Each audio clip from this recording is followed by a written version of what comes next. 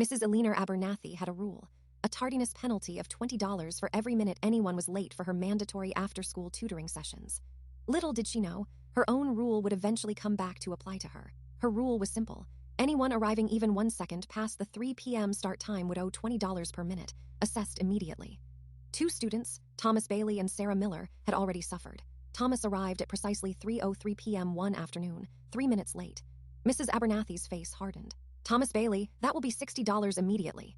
Then, Sarah, who showed up at 3:01 p.m., just 1 minute over, faced the same cold sentence. Sarah Miller, that will be $20. Mrs. Abernathy seemed incapable of empathy, the kind of person who was using rules as a way to control others. This behavior was classic projection, using external rules to compensate for her own insecurities. For me, failing to attend Mrs. Abernathy's tutoring meant a failing grade in my only remaining course. I needed to pass, and I needed to do it without incurring any fees.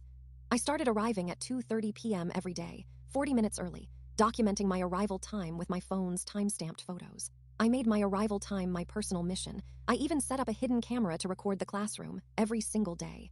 I had heard rumors of Mrs. Abernathy's unreliability. The clock ticked. 2:50 p.m., 2:55 p.m. Students began to arrive, nervously glancing at the clock. 2:59 p.m. The clock hit 3 p.m. and Mrs. Abernathy was still nowhere to be seen. A collective unease spread through the room. 3:03 p.m. Where was she? My heart hammered. 3:08 p.m. Still nothing. I could see the other students sharing worried glances. Finally, at 3:12 p.m., Mrs. Abernathy breezed through the door, her face flushed, and her eyes wide with a casual attitude. I am so sorry I'm late. I got stuck in traffic. I took a deep breath. Gathering my courage, I approached her. Mrs. Abernathy, according to your own rules, you are 12 minutes late. That would be a penalty of $240. I held up my phone, showing her the timestamp on the recording. The other students began recording with their phones. Refer to Section 4, Subsection B of the Tutoring Handbook, page 17. Just then, the principal, Mr. David Thompson, appeared in the doorway.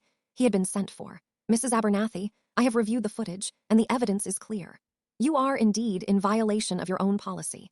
You will be required to pay the $240 penalty, and it will be deducted from your next paycheck. Furthermore, this incident will be noted in your personnel file.